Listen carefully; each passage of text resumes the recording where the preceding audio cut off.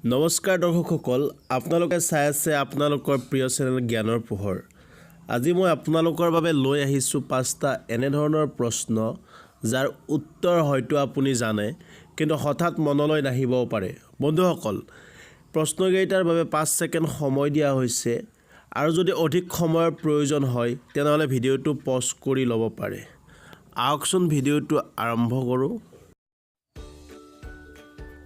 এনেকুৱা কি বস্তু আছে যিটো আপোনাৰ হয় কিন্তু ব্যৱহাৰ কৰে বেলেগে? আপোনাৰ সময় আৰম্ভ হৈছে।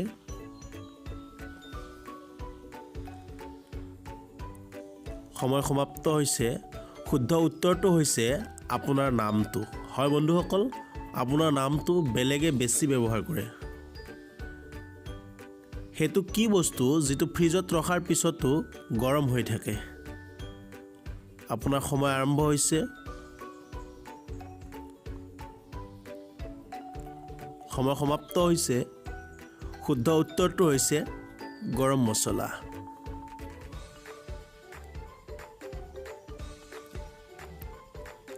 এইটো কি বস্তু যিয়ে ঘৰৰ পৰা ওলায়ে মূৰটো নিজৰ ঘৰত মাৰি মৰি যায়?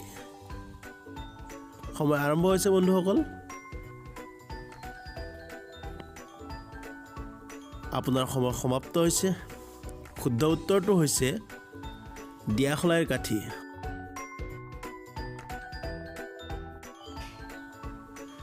ৰ'দত কি বস্তু নুশুকায়? আপোনাৰ সময় আৰম্ভ হৈছে।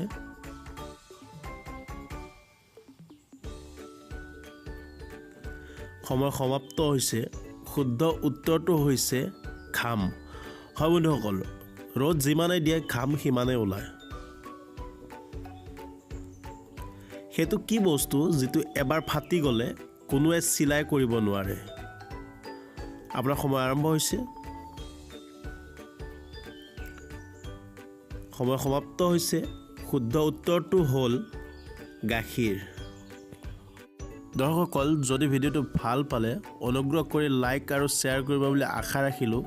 আৰু আপুনি যদি আমাৰ চেনেলটোলৈ প্ৰথমবাৰ আহিছে অনুগ্ৰহ কৰি চেনেলটো ছাবস্ক্ৰাইব কৰিব, লগতে বেল আইকনটো দবাই দিব। ধন্যবাদ।